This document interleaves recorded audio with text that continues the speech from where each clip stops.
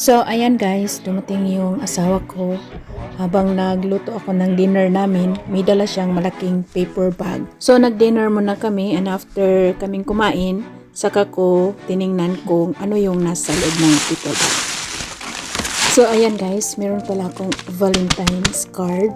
So, akala ko hindi na uso, pero ayan ang aking Valentine's card.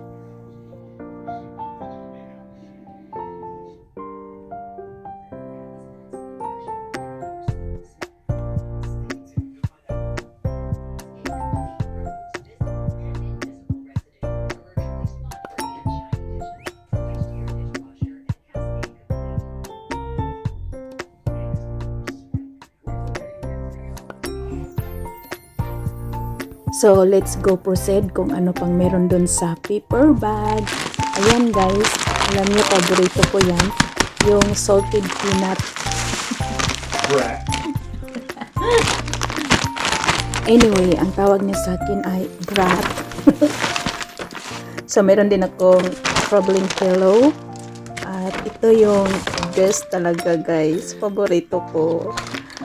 Ang so cute. The measuring cup. So, ito ang hindi ko ini-expect na bibili siya ng ganito sa akin. Honestly, yung luma kong bag ay nagkaganyan. Nilapag ko lang kasi siya dun sa floor ng passenger seat. Kaya nagkaganyan yung aking bag. At sira na rin ang handle.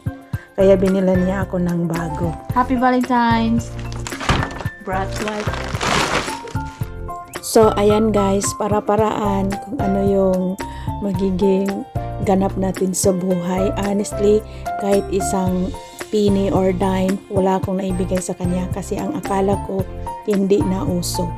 So, ayan guys, happy Valentine's sa ating lahat. Sana po ay nabigyan ko kayo ng magandang entertainment sa content na ito. See you next time. God bless and bye!